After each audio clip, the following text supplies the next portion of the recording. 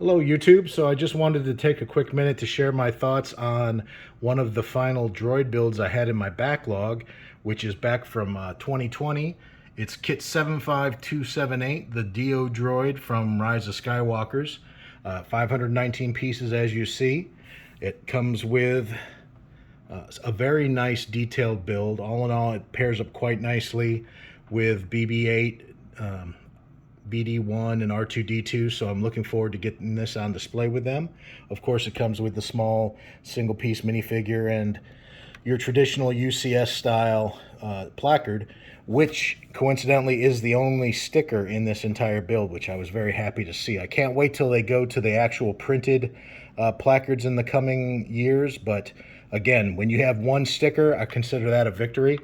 There are several other pieces that you would have thought were stickers, and I was afraid were stickers just because getting my old eyes to try to line this up would have been a nightmare. This is actually a printed part, just like the actual nose grill there is. So again, they've made this build very easy for young and old builders like myself.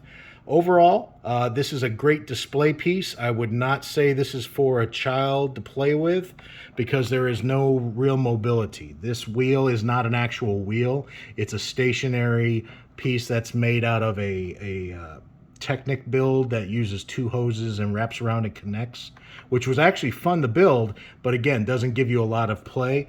The main mobility of this thing is that the head fully rotates around. That's really the largest piece of its detailed mobility, along with a little bit of body adjustment based on angling it using this Technic piston assembly. The build itself was very, very easy. It took less than an hour. Believe it or not, the hardest part for me during this build was actually dealing with the hoses that are used for these two wires. And there are two gray, I apologize, hopefully you can see, there are two gray hoses that run throughout this build. You build it flat and then you connect them in using Technic pieces. The hardest part was actually putting these little connectors into the ends of the hoses so that you could attach them onto the actual body. And you do 4 of them, 2 on each side, for the internals of that wheel. And I shot those across the room a couple of times. So just, if you're gonna do those, be aware of that. There were no spares for those particular pieces, so it was one shot and I would have been out of luck if I had lost them. But other than that, it's a very easy build.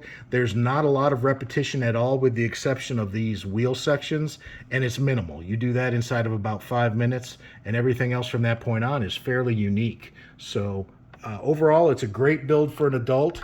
It's a good build for children as well, as long as you are willing to do those hose pieces for them. That's probably the only piece of the build that I would say is a little bit beyond a young builder.